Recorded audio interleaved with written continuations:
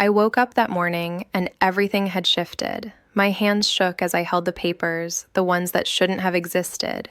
In a single moment, the life I thought was mine was gone. Every plan, every quiet hope, every small trust I had placed in him, it meant nothing.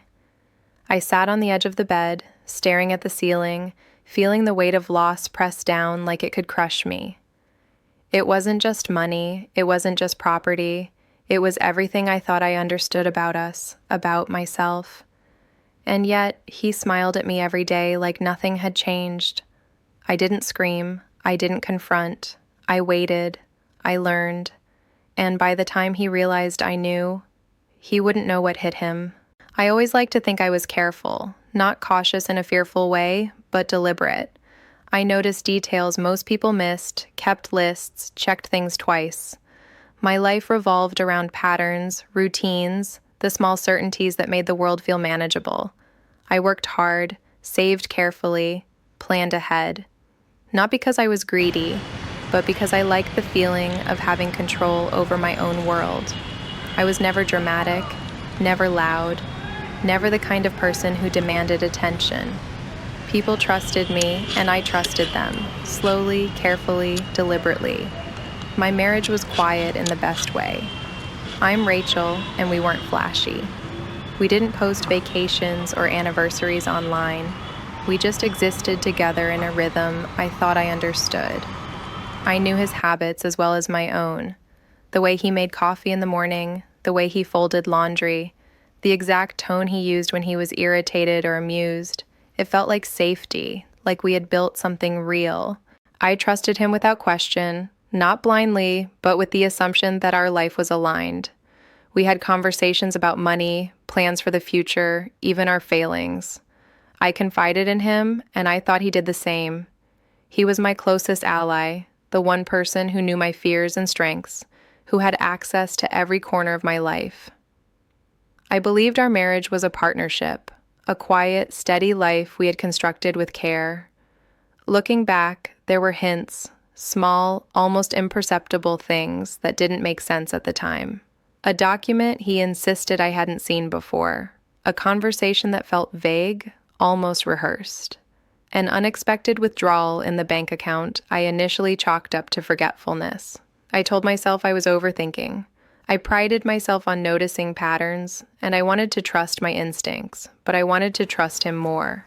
The first time I felt a true unease, I remember it clearly. I was reviewing our financial statements for an upcoming investment, something routine I had done countless times before. I noticed a line that didn't belong, an account I had never opened, a transfer I didn't authorize. My chest tightened, but I told myself it was probably an oversight. People make mistakes. I sent a casual message asking about it, expecting a simple explanation. The answer came back vague, too vague. It was the kind of calm, casual avoidance that immediately sets off alarm bells if you know someone well enough. I noticed the hesitation, the choice of words that didn't fit the patterns I knew. My stomach sank, but I brushed it off. I didn't want to admit I was seeing something I couldn't fully prove. Weeks passed. The hints became harder to ignore. A phone call he took in another room, the screen facing down. An envelope tucked away that didn't belong in the usual pile of bills. I watched quietly, cataloging these moments, questioning myself. Maybe I was too strict, too controlling, too suspicious. I didn't want to be the person who imagined betrayal where none existed. Then it happened. The first undeniable reveal. I was at the office, going through client files, when a notification popped up on my phone. It wasn't meant for me, a bank alert, a transfer, large, intentional, detailed. There was no way to misread it. My heart froze. The air seemed to leave the room. I called him immediately, my voice measured despite the panic clawing at my throat. "Explain this," I said. He sounded calm, too calm, the kind of calm that comes when someone has rehearsed every word, when there is no intention of telling the truth. His words were smooth, deliberate, carefully avoiding the question. I felt my hands go cold, my fingers trembling around the phone. My mind raced, flipping through every memory, every moment of trust, every private conversation. I searched for the misstep, the clue I had missed, the pattern that had shifted without me noticing. I remember the precise second I realized it wasn't an accident, not a mistake, not a misunderstanding. It was intentional, calculated, legal, documented, hidden in plain sight.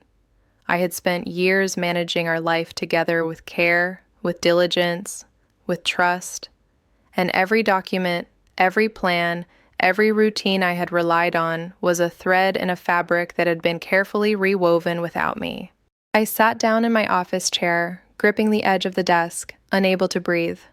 My mind replayed the first signs, the vague explanations, the late-night phone calls, the documents I didn't understand. All of it led to this one moment. It wasn't theory anymore. It was real. It was happening. And it was worse than anything I had imagined. He walked into the room a few minutes later, holding his coffee, acting as if nothing had changed. I looked at him, and the calmness of his face, the everyday normalcy, made the betrayal sharper. The contrast between my chaos and his composure was unbearable. I wanted to scream, to demand answers, to break something, to run. But I didn't. I couldn't. I just sat there, silent, absorbing the full weight of what I had discovered. In that moment, I realized the extent of the betrayal. I realized how much he had hidden in plain sight, how carefully he had masked his intentions behind the routines, the trust, the quiet life we had built together. And I realized something else. Though fear and anger surged beneath the surface, a different thought began to take hold. If this was a game, I would learn the rules. I would catalog every detail. I would wait. And when the time came, I would act in a way that was quiet, deliberate, and unavoidable. But for now, I was just Rachel, sitting in the quiet aftermath of a life I no longer recognized, staring at the proof of betrayal and trying to breathe through the shock that threatened to swallow me whole. I spent that night alone in the apartment, though he was only a few rooms away. I didn't sleep. I sat on the edge of the bed, staring at the floor, trying to make sense of what I had seen. My chest ached in a dull, persistent way, the kind of pain that isn't physical, but settles into every limb and thought. I kept replaying the alert on my phone, every word of his calm, rehearsed explanation or non-explanation. I tried to convince myself that maybe I had misunderstood, that perhaps there was some mundane reason, but my instincts refused. They had never been wrong. The next morning, I started going through the documents again.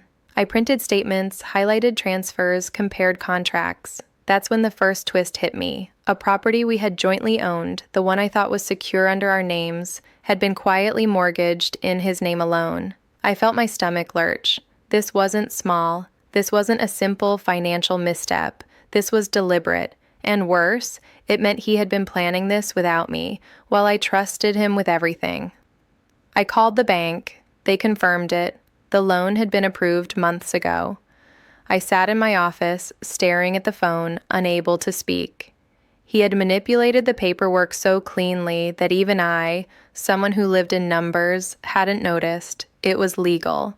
And that made it sting more, because it wasn't reckless. It wasn't a mistake. It was calculated. I couldn't concentrate at work. My mind kept returning to him, to the quiet life we had shared, to the moments I had believed in. I began doubting myself. Had I been naive? Blind? Was I overreacting? The guilt gnawed at me. I kept asking myself if I had done something to push him into this, if my calm, methodical nature had somehow allowed him to feel entitled to hide so much from me. But I knew better. I had been careful. I had been vigilant. And yet, here I was, feeling exposed, vulnerable, and profoundly alone. Then came the second revelation. While reviewing emails he had forwarded to our joint account, I found correspondence I hadn't seen before. Contracts, agreements, messages from lawyers, all pointing to a company he had secretly founded. The company wasn't large, but it held assets in his name and had been quietly accumulating wealth while he assured me our joint finances were balanced. The irony was cruel. Everything I thought we had built together, He had been quietly building elsewhere, under a separate identity. I confronted him calmly during dinner. I asked questions I already knew the answers to, observing his reactions. He smiled that same slow, measured smile and told me it wasn't what I thought, but my intuition, the one I had always trusted, screamed otherwise. There was no emotion in his words, no trace of remorse, only control. The third twist came days later. While reviewing our joint accounts in even more detail, I discovered a series of small, repeated withdrawals, donations to a foundation I had never heard of, payments for people whose names I didn't recognize. At first, I assumed they were charitable contributions, but when I dug deeper, I realized they were payments tied to an ongoing legal matter, one I had never been told about. Someone had been challenging aspects of our joint assets, and he had handled it alone, quietly, shifting blame in ways I couldn't yet trace. It wasn't just money, it was reputation. Our names, our image as a stable, trustworthy couple, had been manipulated behind my back. I felt myself unravel. The woman I thought I was, careful, observant, capable, felt suddenly naive. The life I thought I controlled had been moving under a different set of rules, and I hadn't even known. I stopped answering calls. I stopped eating properly. I spent hours just going through old receipts, old emails, old messages, tracing patterns. That's when the fourth, most personal twist hit me. I discovered that some of the transfers had been tied directly to my professional accounts. Work I had done, income I had earned, had been diverted in ways I had never noticed. Not much individually, but enough to erode trust. Enough to remind me that even the life I had built for myself, separate from him, was vulnerable. The betrayal was deeper than I had imagined. It wasn't just him taking advantage of our marriage.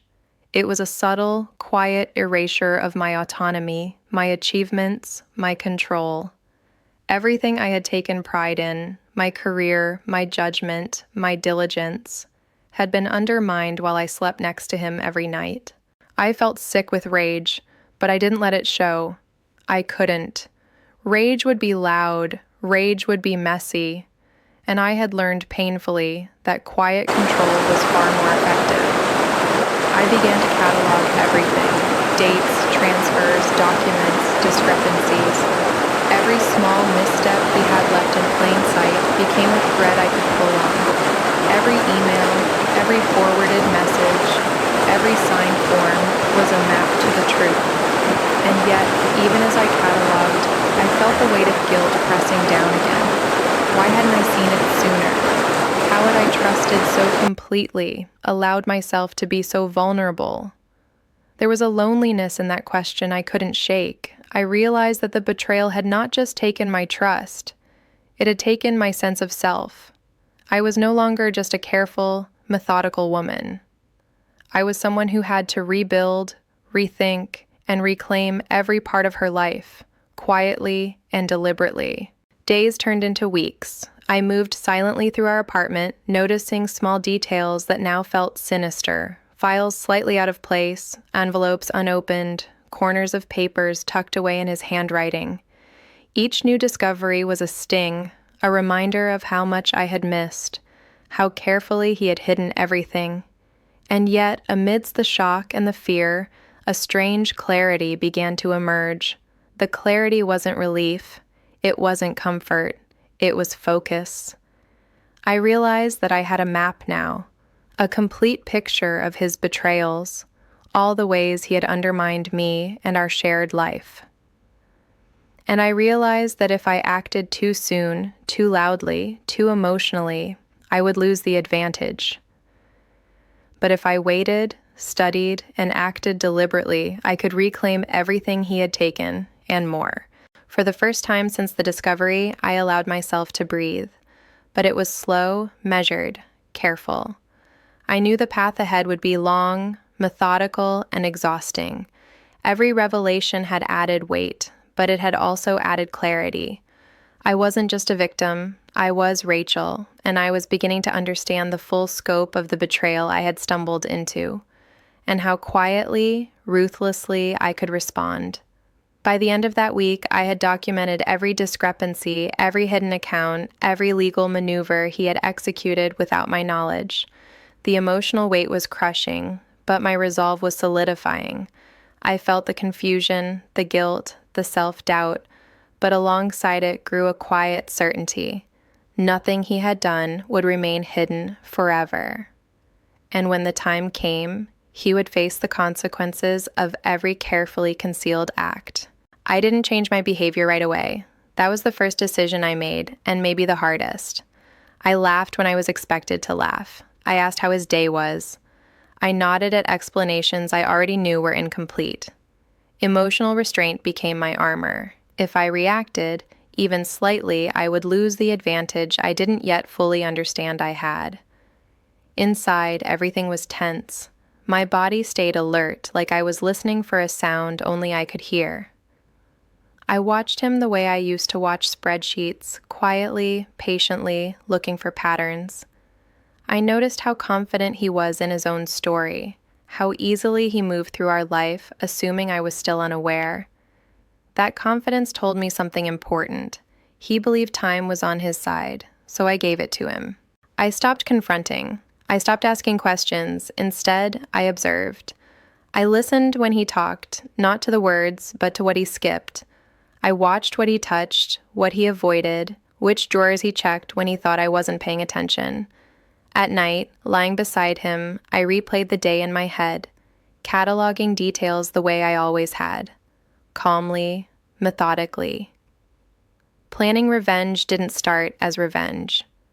At first, it felt like survival. I needed to understand the full structure of what he had built without me. Every hidden account, every contract, every legal maneuver had a purpose. I didn't know what his end game was yet, but I knew it was incomplete. People like him never stop at one advantage. They layer them. I began copying documents, quietly, legally. I accessed only what I was entitled to access, joint accounts, shared devices, emails forwarded to addresses with my name on them. I didn't break passwords. I didn't trespass. I didn't do anything that could be questioned later. I was careful. Careful enough that if anyone ever reviewed my actions, they would see restraint, not retaliation. That mattered to me more than I expected. There were moments when anger surged, hot and sudden. When I wanted to expose everything immediately, to call his parents, to tell mutual friends, to walk into a lawyer's office and drop the truth like a weapon. But every time that urge rose, I forced myself to sit with it. Anger was loud, anger wanted witnesses, anger wanted relief, truth wanted patience. I struggled with the moral weight of what I was doing. Not the legality, I was certain about that, but the intention. I asked myself difficult questions in the quiet hours. Was I becoming someone I wouldn't recognize? Was planning this slowly a kind of deception too? The difference, I reminded myself, was choice. I wasn't hiding to take, I was waiting to reclaim. There was a strange grief in that realization. I had loved him once, truly. Planning against him felt like admitting that love had been misplaced, that my judgment had failed. Some nights, that hurt more than the betrayal itself. I mourned the version of myself who had trusted so easily, the woman who believed transparency was mutual. Letting go of her felt like another loss.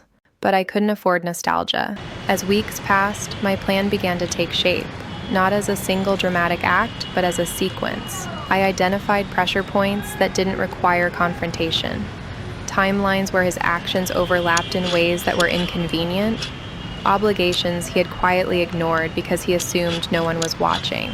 The more I understood his structure, the clearer it became that it depended on my silence. That realization shifted something in me. I wasn't powerless. I had been quiet. There was a difference. I consulted professionals without naming him.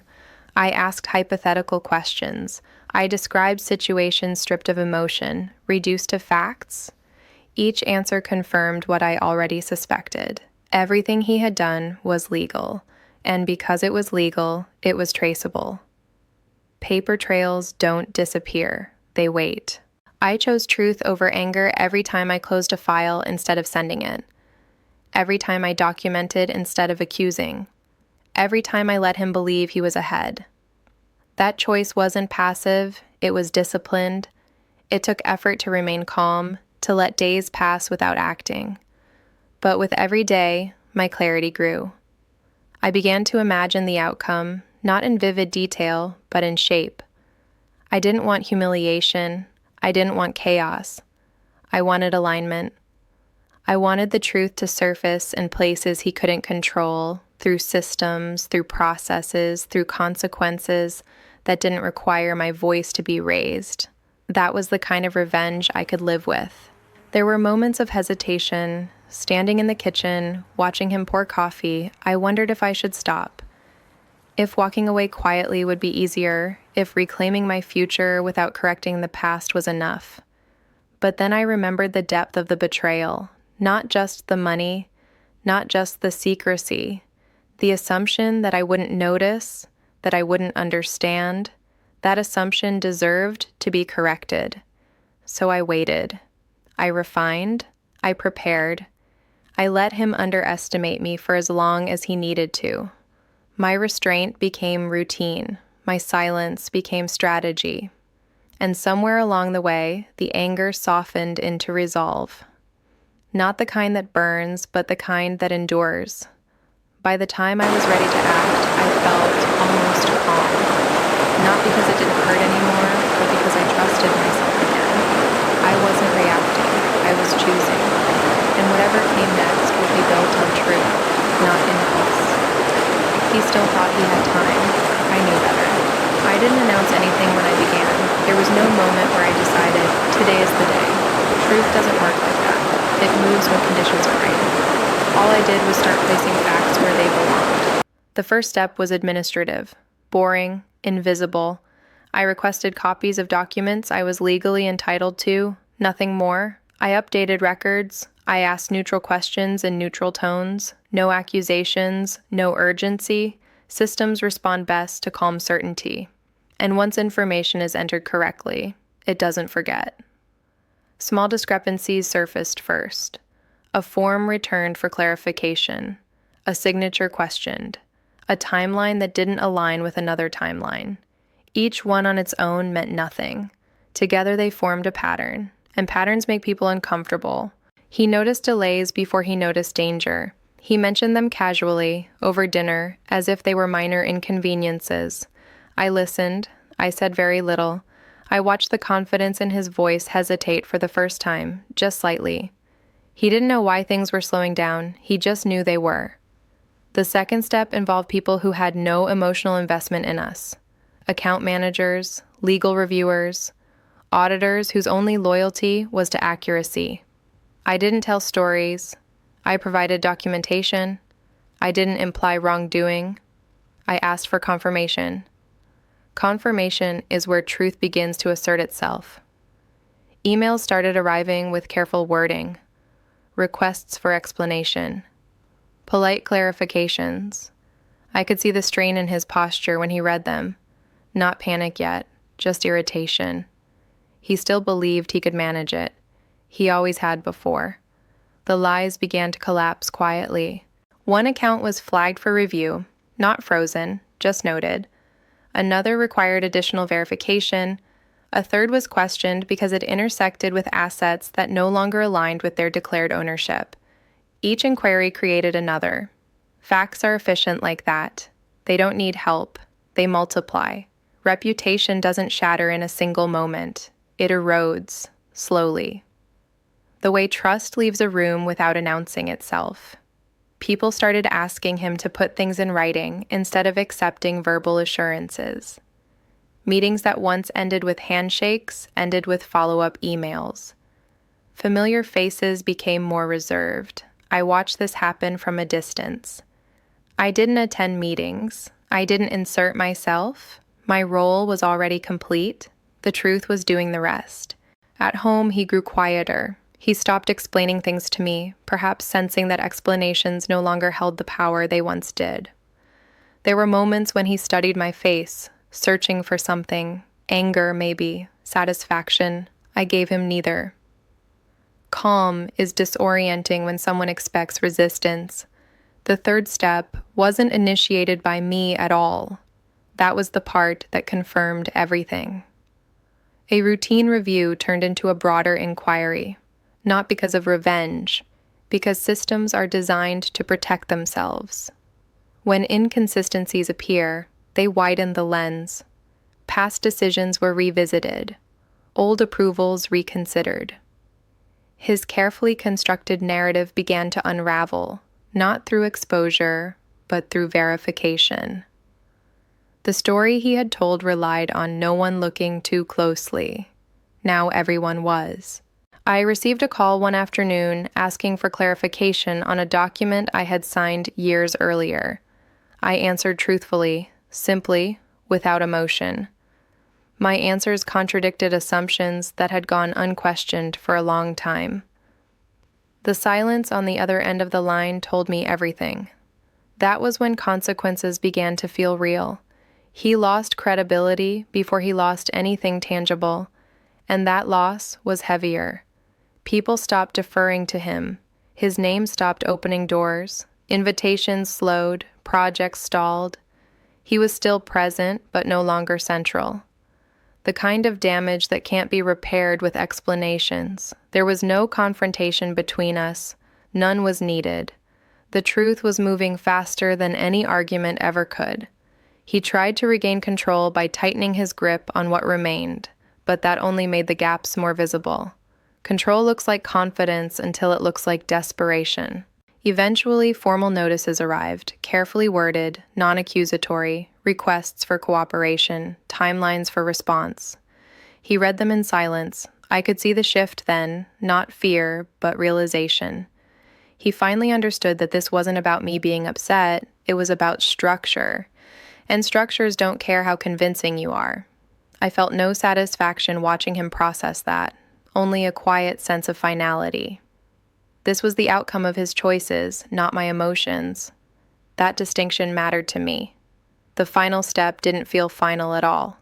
There was no dramatic resolution, no moment where everything ended, just a series of confirmations.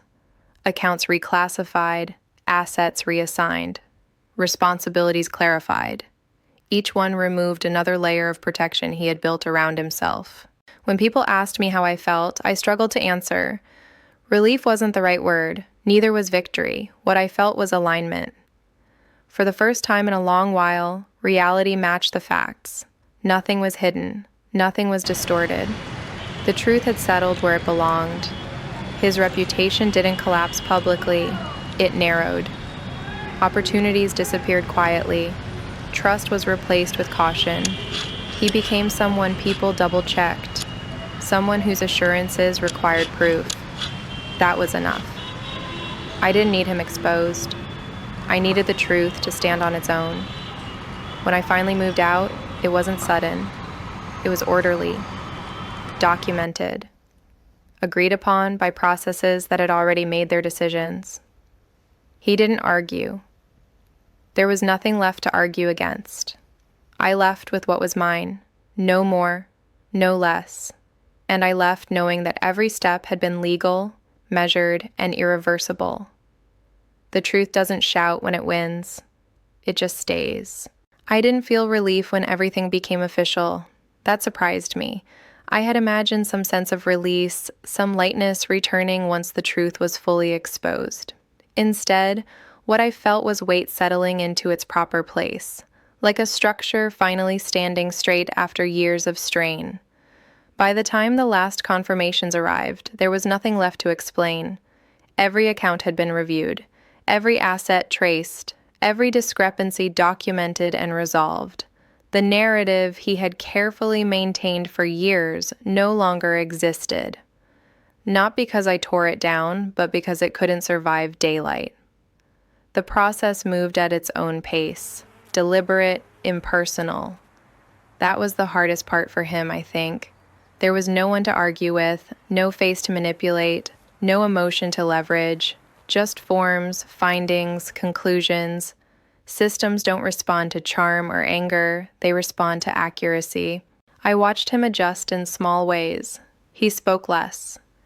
He stopped making plans that assumed the future was still flexible.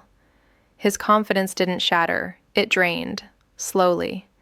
Every time someone asked for clarification instead of trusting his word. Every time a decision required oversight where none had before. Every time his name was treated as a variable instead of a certainty. That was his consequence. The deeper truth came out in layers, not just financial, but relational. People realized how much of his credibility had been borrowed from proximity, from shared stability, from my silence. When that context disappeared, so did the ease with which he moved through the world. He became cautious, guarded, smaller. I didn't correct anyone's assumptions. I didn't offer explanations. I let facts speak in rooms I wasn't present in. That mattered to me. I didn't want my voice to be the reason his story changed. I wanted reality to do that work. There were moments when guilt resurfaced, quiet ones, late at night, when I wondered if the outcome was harsher than necessary, if walking away earlier would have spared him some of this.